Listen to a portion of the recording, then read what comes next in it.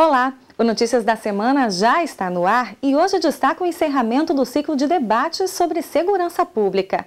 Ao todo foram 10 encontros regionais. As audiências foram promovidas pela Comissão de Segurança Pública da Assembleia Legislativa, que levantou as demandas de cada região.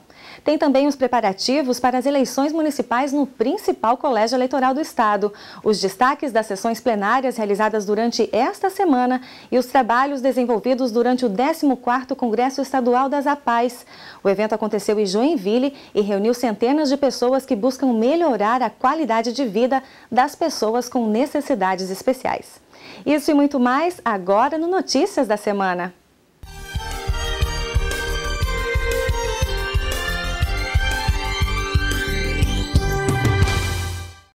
Quais as principais demandas do Estado quando o assunto é segurança pública?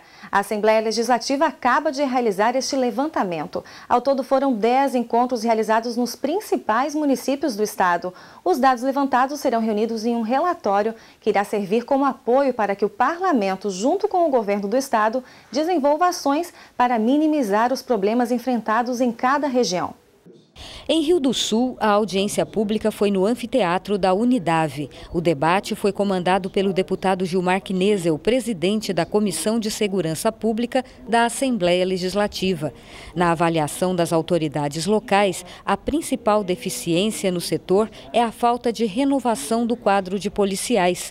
De acordo com o coronel Álvaro Luiz Alves, comandante da 7ª Região da Polícia Militar, o Alto Vale do Itajaí já contou com 465 PMs e hoje tem apenas 295. A nossa tropa é uma tropa velha, a falta de efetivo é um grande óbice aqui em todo o Alto Vale. Nós temos município com 2 policiais militares, então nós esperamos, graças o governador autorizou a inclusão de novos policiais. Nós devemos, no final do ano, estar mandando mais alguns policiais para cá e no próximo ano também. O delegado da Polícia Civil de Rio do Sul, Valério Farias, alertou para a necessidade de melhorar as condições de trabalho dos policiais, que contam com horas extras para aumentar o rendimento mensal. A hora extra é fundamental, né? Tanto que ela representa aí em torno de 30% do valor do vencimento, né? E a carga horária excessiva acaba cansando também o policial.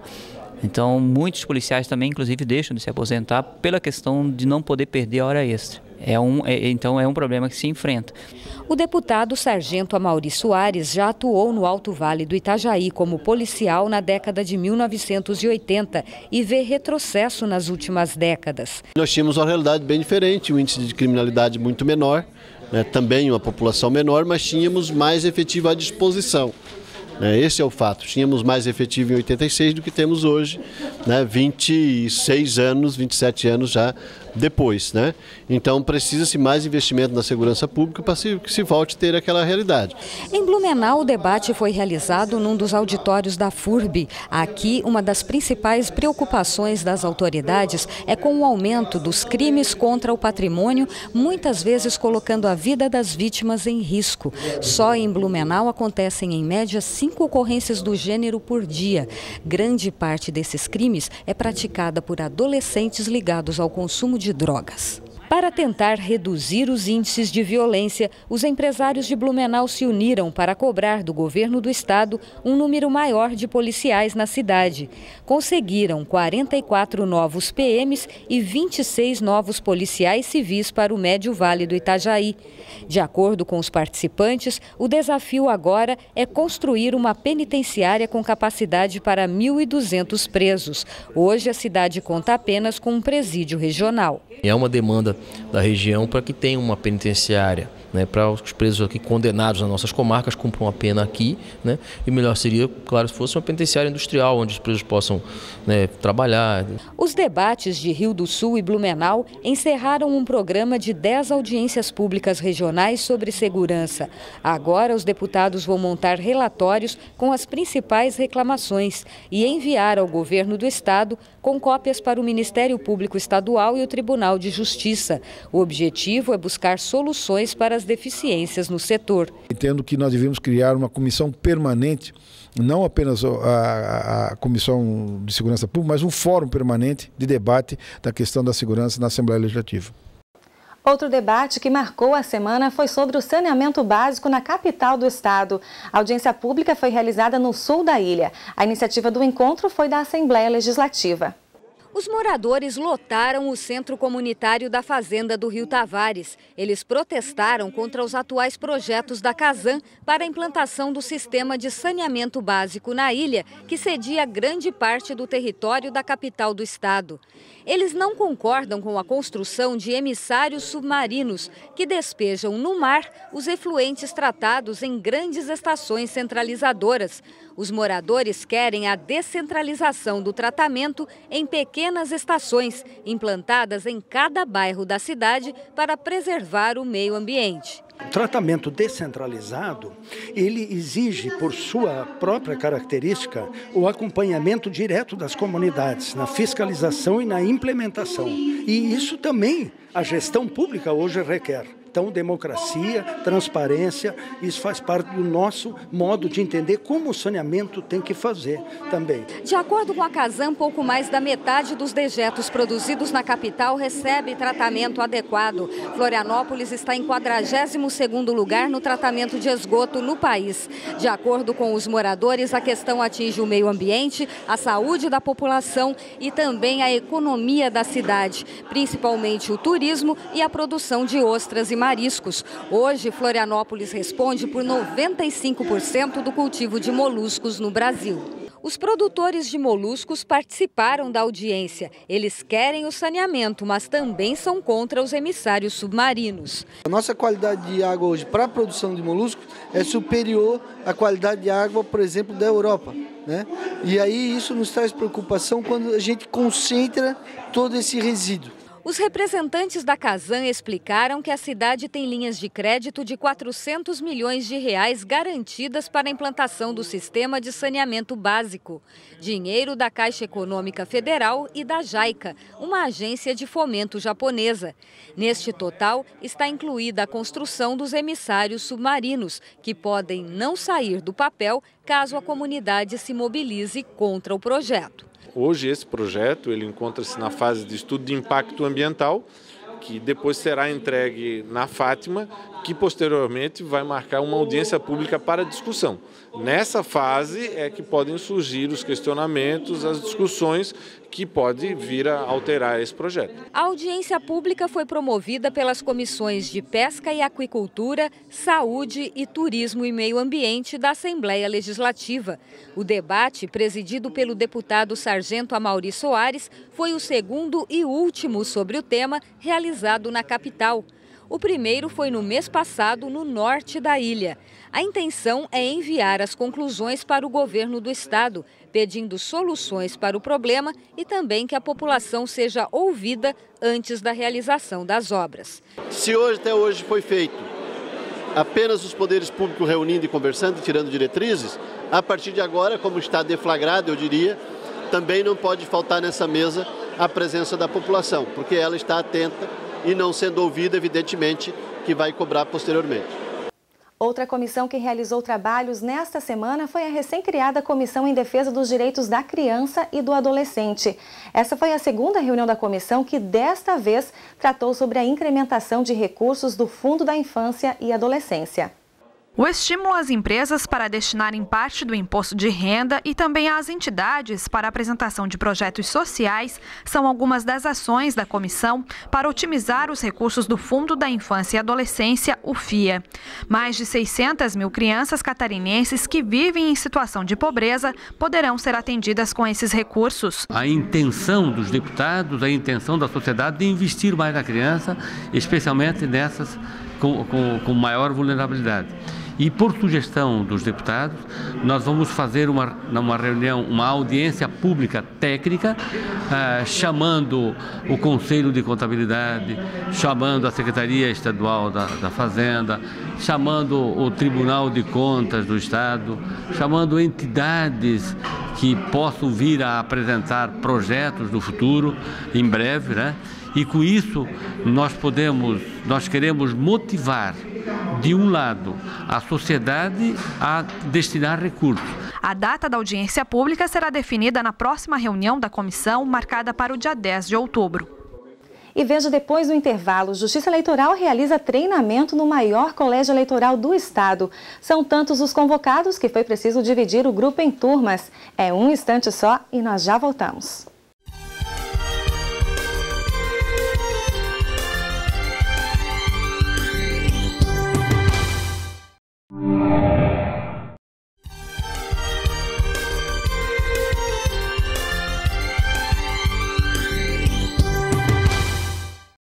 O maior colégio eleitoral do estado segue a todo vapor nos preparativos para as eleições municipais. Em Joinville, as atenções da Justiça Eleitoral estão voltadas para o treinamento dos mesários que vão atuar no dia do pleito.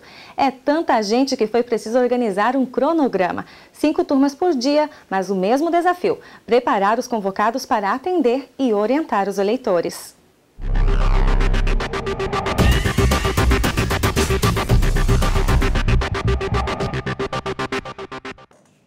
De que forma organizar o local de votação? Como funciona a urna eletrônica? O que fazer se o eleitor demora para votar? Como agir em caso de blackout? Sanar as dúvidas é importante. Preparar os futuros mesários para o dia das eleições, imprescindível. Em Joinville, maior colégio eleitoral do estado, o treinamento começou no dia 27 de agosto e ainda não terminou. Pudera, dos mais de 4.000 eleitores convocados para trabalhar nas eleições, metade vai atuar como presidente e primeiro mesário e teve que participar da reciclagem. Foi o caso de Marcos e Elcio, que participam do processo eleitoral desde que a votação era feita em cédulas de papel. Ambos conhecem bem os procedimentos, mas garantem, toda eleição tem novidades. Como é de 2 em 2 anos, a gente é o retreinamento, né? Lembrar e também ver algumas novidades que apareceram, a própria chave da urna que foi substituída, a proibição de máquina fotográfica e celulares na mão sendo utilizado. Então, assim, relembro também que tem pessoas que têm deficiências, pode passar na frente, e a gente, como presidente, transmite para os outros, pessoal que trabalham, né? A novidade esse ano seria, no caso, a substituição do disquete pelo pendrive, né? Que, querendo ou não, já é uma mudança, o pessoal tem que estar sabendo disso aí, por isso é bom estar sempre participando aqui do treinamento. O treinamento dos mesários mobiliza servidores das 5 zonas eleitorais de Joinville que se dedicam aos preparativos para as eleições. O trabalho inclui a abertura e teste das urnas eletrônicas, que precisam estar configuradas e funcionando corretamente. Todas estão sendo preparadas neste QG montado no Centro Eventos Carl Hansen. Só saem daqui um dia antes das eleições. No dia anterior à votação, no sábado, então é feito, aí se inicia o deslocamento das urnas aqui, onde elas estão armazenadas, né, do Centro Eventos, para os prédios, entregue aos delegados, para que depois, no domingo, então, cada qual dos presidentes receba sua urna. Todo este aparato está sendo organizado para que os eleitores de Joinville não tenham problemas na hora de votar. E a responsabilidade aqui é proporcional ao tamanho do eleitorado. Só no município, quase 370 mil pessoas estão aptas a votar no dia 7 de outubro. Os números revelam um crescimento em relação às eleições municipais de 2008, quando a cidade contava com 340 mil eleitores. Devido ao tamanho do eleitorado, a cidade será a única do estado a não seguir a resolução do TRE quanto à recepção e apuração dos votos. O tribunal manda que todo o procedimento seja feito nos cartórios eleitorais. A orientação é que a totalização da eleição seja realizada no cartório eleitoral e a apuração também. Tá? Mas como Joinville é uma cidade muito grande e contém ali muitas urnas eletrônicas para serem trabalhadas, né? Os procedimentos das eleições exigidos são maiores, Joinville vai ser exceção e vai precisar fazer apuração em um ginásio, no caso no centro de eventos aqui da cidade. A impossibilidade de cumprir a determinação se deve a mais uma das várias peculiaridades do município de Joinville, uma pequena concessão para o maior colégio eleitoral do estado. E dando continuidade ao calendário especial, nesta semana os deputados estiveram reunidos em sessão ordinária e aprovaram 2 propostas de emenda constitucional. Uma delas beneficia oficiais da Polícia Militar. A redução de ICMS para agricultores e a ampliação do Hospital Regional do Oeste também estiveram em pauta nas discussões da sessão. Um dos destaques em tribuna foi a marca alcançada por Santa Catarina, que hoje é referência no país em doação de órgãos. O deputado Antônio Aguiar apresentou o Registro Brasileiro de Transplantes, publicado pela Associação Brasileira de Transplantes de Órgãos. Os dados apontam que o estado lidera o ranking de doadores.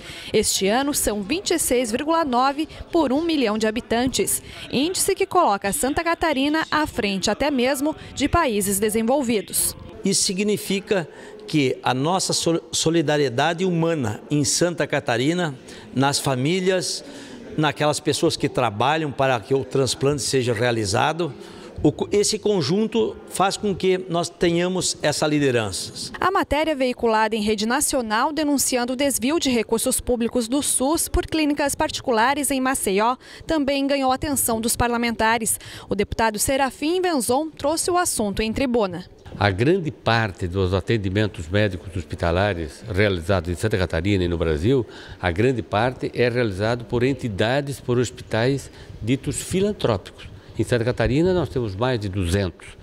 E o que o SUS paga por uma internação, que gira em torno de R$300, uma média, uma pela outra, é insuficiente para pagar o procedimento. Quem dirá para melhorar o hospital, para comprar equipamentos novos que a modernidade exige? E essas não foram as únicas aprovações da semana. No plenário da Assembleia Legislativa, os parlamentares discutiram diversos projetos. Alguns receberam aprovação, como foi o caso da proposta que redefine o programa Pró-Emprego. Os detalhes na reportagem de Deluana Bus. Antes de ser aprovado em plenário, o projeto alterando a lei do programa Pró-Emprego em Santa Catarina foi discutido e também aprovado nas comissões de Constituição e Justiça e de Finanças e Tributação. A lei de 2007 ganhou novos artigos, estabelecendo quais os benefícios que o Estado pode conceder para promover a instalação, ampliação, diversificação ou modernização de atividades relacionadas a setores como o aeronáutico e o automotivo. Esta casa está dando uma demonstração de querer fazer com que Santa Catarina passe ao largo desta crise e aprovou este importante projeto de lei de interesse da sociedade catarinense. Uma luta incessante que o Estado está fazendo na busca de novos empreendimentos, né? E, principalmente a questão da MW, que está prevista para vir para Santa Catarina, e esses incentivos são peça fundamental para o Estado, como também esta possibilidade da fábrica de aviões também se instalar em Santa Catarina, são canais que estão se abrindo de negociações para que o Estado seja vencedor nessa luta, de uma disputa muito grande que existe entre todos os estados brasileiros. Os deputados ainda aprovaram um projeto de lei que permite a destinação de 150 milhões de reais do Fundo Social para cobrir o déficit da Previdência do Estado. Segundo o Poder Executivo, os programas vinculados ao fundo, como o das bolsas de estudo e o das APAES, não serão afetados. Outro projeto aprovado, de autoria do deputado Neudi Sareta, cria o Programa para a Formação Profissional da Pessoa com Deficiência Intelectual. O programa prevê que o governo estadual ofereça cursos de operador de caixa, telefonista, recepcionista, auxiliar administrativo e digitador, entre outras funções semelhantes. São diversas áreas específicas, cursos especiais que poderão ser criados através das diversas secretarias afins do governo do estado, voltado para esse público em especial, visando sempre a inclusão dessas pessoas também no mercado do trabalho da forma igualitária com as demais pessoas que não são portadoras de deficiência intelectual. Também foi aprovado durante a sessão o projeto de lei do deputado Serafim Venzon, que cria a ação de valorização do artesanato em Santa Catarina. O objetivo é fortalecer as tradições culturais locais e incentivar o processo de geração de trabalho e renda no estado. Defensoria Pública de Santa Catarina, deputados aprovam as nomeações encaminhadas pelo governador do estado para a composição da diretoria do órgão. Os 3 nomes indicados pelo governador Raimundo Colombo para exercerem as funções de defensor público geral, subdefensor e corregedor geral são Ivan Ranzolin, Sadi Lima e Jorge Dias Zacarão. Agora, a Comissão Especial do Parlamento tem a função de apreciar as indicações para que elas sejam, então, deliberadas em plenário. O deputado Antônio Aguiar foi escolhido o relator da mensagem do governador. A intenção dos parlamentares é aprová-la até esta quinta-feira, para evitar a demora na implantação da Defensoria Pública no estado. Olha, eu penso que a Assembleia tem muita responsabilidade em função desse calendário especial que a gente está empreendendo, né? Nós há muitos anos já em ano de eleição empreendemos esse calendário com a garantia, quando a gente o aprova, de não comprometer as atividades da Assembleia, de não prejudicar a sociedade. Então, eu penso que nesse espírito do esforço concentrado, a gente precisa até amanhã dar essa resposta e referendar ou não essa indicação, porque a Defensoria Pública precisa de ações que não podem esperar por mais 30 dias ainda.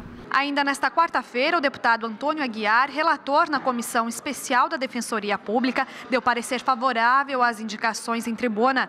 A decisão foi acatada pelos demais parlamentares durante sessão plenária. São pessoas conhecidas nossas que fazem jus ao início desse importante processo para o Estado de Santa Catarina. Esse é um desafio grande. A primeira responsabilidade é com a Assembleia Legislativa, que estabeleceu as regras e normas a serem cumpridas, né? A confiança do governador, mas o objetivo e o norte do nosso trabalho será dirigido à sociedade, para prestar o melhor serviço jurídico à população e não só prestar o serviço, orientar juridicamente a população. O parlamento também prestou homenagem nesta semana. Desta vez, a solenidade foi em comemoração aos 40 anos da Federação das Câmaras de Dirigentes Lojistas de Santa Catarina. A fundação foi em 22 de setembro de 1972, durante a convenção estadual realizada no Rio de Janeiro. Hoje, a federação é representada em mais de 60% dos municípios catarinenses. O grande objetivo da federação é investir em treinamento, capacitação e assessoria, apoiando as câmaras de dirigentes lojistas em todas as operações. Na área de responsabilidade socioambiental, por exemplo, desenvolve várias campanhas, entre elas o pedágio do brinquedo, o programa Recicla CDL e a campanha do SPC Crédito. A trajetória de sucesso foi destacada na Assembleia Legislativa pelo presidente Sérgio Medeiros. É uma honra para essa entidade que teve, durante esses 40 anos, muito trabalho, muitas pessoas voluntárias trabalhando, buscando o crescimento, claro, da classe lojista, mas especialmente buscando o crescimento da economia catarinense. É uma homenagem pertinente, porque a FCDL, junto com seus parceiros, aquece a nossa economia e gera muitos empregos. E depois do intervalo, nós vamos mostrar como foi a abertura do 14º Congresso Estadual das APAES. O evento aconteceu em Joinville e contou com a participação do Teatro Bolshoi e dos alunos das APAES. O espetáculo emocionou os convidados. A gente já volta.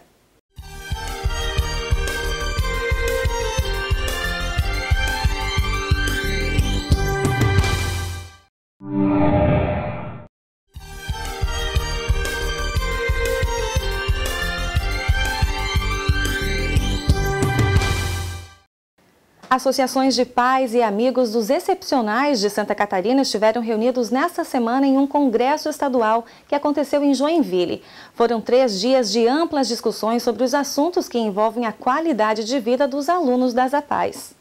O 14º Congresso Estadual das APAES, aberto ontem à noite no Centro Eventos Carl Hansen em Joinville, reúne representantes de 187 associações de Santa Catarina. O objetivo do evento, que este ano tem como tema APAE, Movimento na Construção de um Mundo Novo, é traçar novas diretrizes para o atendimento às pessoas com deficiência intelectual e múltipla. Nós teremos nesse congresso 16 oficinas, 36 palestrantes do mais alto nível, do mais alto gabarito, que vai propiciar aos nossos funcionários dar aos nossos alunos melhores condições e qualidade de vida. Na solenidade de abertura, a presença de diversas autoridades estaduais e federais e de representantes de institutos que trabalham com pessoas com deficiência, com destaque para o tenista Gustavo Kirten. A Assembleia Legislativa, parceira do Congresso, foi representada por vários parlamentares, entre eles José Ney Ascari, presidente da Comissão de Defesa dos Direitos da Pessoa com Deficiência. Quando a comissão foi criada no final do ano passado e os trabalhos começaram no início de 2012, nós tínhamos como foco justamente essa parceria com essas entidades. E a cada evento que acontece, nós escolhemos sim subsídios para que as atividades também da comissão possam acontecer com bastante intensidade. Colaboradores com ações em benefício das pessoas com deficiência foram homenageados pelos dirigentes da APAI. O conselheiro do Tribunal de Contas do Estado, Júlio Garcia, falou em nome dos homenageados. Ex-presidente da Assembleia Legislativa, Júlio Garcia é o autor da lei que destina 1% do Fundo Social às APAIs de Santa Catarina. A APAI é uma instituição reconhecida por todos, né? E organizada de forma tal que nos permitiu fazer um projeto que pudesse, mais do que os recursos financeiros, reconhecer, ter uma lei em homenagem às APAIs, né? E através dela, as APAIs de todo o estado de Santa Catarina recebem recursos do Fundo Social. A delicadeza dos gestos e a leveza de movimentos dos bailarinos deram vida ao palco do Centro Eventos Carl Hansen. O público se emocionou principalmente com a apresentação especial do grupo formado por alunos da Escola do Teatro Bolshoi no Brasil e alunos da APAI de Joinville. Embalados pela música Viver de Gonzaguinha, eles cantaram, dançaram e encantaram, numa demonstração que a arte supera as diferenças.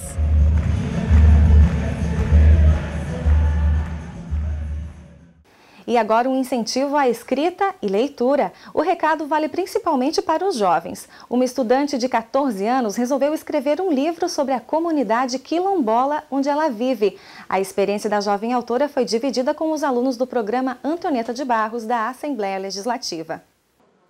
A Sayonara faz parte da comunidade do Morro do Boi, em Balneário Camboriú, onde moram 16 famílias descendentes de escravos que viveram em quilombos após a libertação. Neste curso, promovido pela Escola do Legislativo, ela falou sobre o livro que está terminando de escrever e que faz a recomposição histórica e sociocultural da comunidade atingida na década de 1970 pela construção da BR-101, que cortou o povoado ao meio e provocou a seca das nascentes de água do lugar. Mais tarde, a localidade voltou a sofrer com a duplicação da rodovia e a construção de um túnel.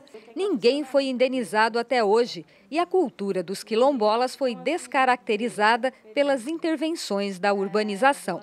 Ali na cachoeira, que era nosso acesso de água, né, ele acabou cortando e desviando o percurso da água, né, isso prejudicou um pouco. Os cafezais também foram cortados, tudo. Mudou o estilo de vida de vocês? É, ainda nem ganharam indenização sobre a BR, né, e a construção do túnel. Tudo isso está no livro? Está no livro, eu comentei, né, por causa que no ano que eu nasci foi a construção do túnel, assim, muitas casas foram rachadas. Sayonara falou sobre os antigos e novos costumes da comunidade que está em processo de reconhecimento pelo governo federal como remanescente de quilombos. Ela escreve o livro sob orientação de professores da Univale e conta também com o apoio da mãe. Ela se dedicou à luta e começou a escrever e isso deu efeito, deu frutos, né? Ela está colhendo agora o fruto, que é essa questão do livro dela. A palestra reuniu estagiários da Assembleia Legislativa de 16 a 24 anos, de famílias de baixa renda e moradores de comunidades consideradas socialmente vulneráveis. Eles fazem parte do PAB, o Programa Antonieta de Barros, que tem como objetivo a eliminação de desigualdades sociais, de gênero ou de raça. Quando nós soubemos da experiência da Sayonara de contar a sua história, as suas memórias da sua comunidade do Morro do Boi, através do professor Aloysio, nós achamos que seria bem adequado apresentar essa experiência para que eles pudessem, né, perceber que é possível ser autor, ser escritor e ser um agente político com essa faixa etária que tem os estagiários do programa Antonieta de Barros. E por falar em livro, o hall da Assembleia Legislativa foi palco de lançamentos literários. A escritora lagiana Maria Valtair lançou 2 obras, uma é infantil e a outra de prosas e poemas.